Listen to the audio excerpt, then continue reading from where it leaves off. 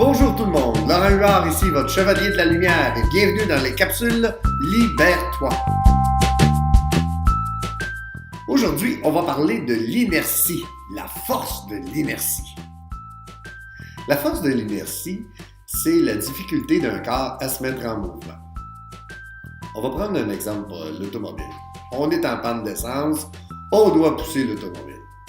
L'effort à déployer pour faire les premiers mètres va être beaucoup plus grand pour faire avancer l'automobile que lorsqu'elle va se mettre à rouler. Après ça, on n'a presque plus d'efforts à faire et puis l'automobile va continuer à rouler puis même peut prendre la vitesse en même temps des efforts supplémentaires. C'est un petit peu la même chose pour nous autres. Quand on veut initier un mouvement pour quelque chose de nouveau, on doit vraiment redoubler d'efforts au début de façon à faire partir notre projet. Que ce soit pour une perte de poids, qu'on décide de faire de l'exercice, de bâtir quelque chose, une nouvelle carrière, d'entreprendre une business, n'importe quoi. C'est sûr qu'au début, il faut vraiment mettre les bouchées doubles. Puis il ne faut pas se décourager. Il faut vraiment persévérer. Il faut faire le kilomètre de plus. Il faut travailler fort. C'est comme ça qu'ils font les gagnants. Ils prennent action, ils le font, et le refont, et le refont, et ils n'abandonnent jamais, jamais, jamais.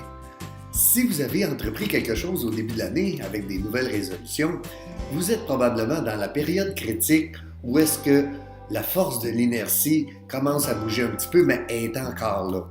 Après 3 semaines, vous n'avez probablement pas atteint les objectifs que vous étiez fixés au début. C'est normal, mais regardez si ça bouge. Si ça bouge un petit peu, c'est que ça continue d'avancer. Au moins, vous ne reculez pas.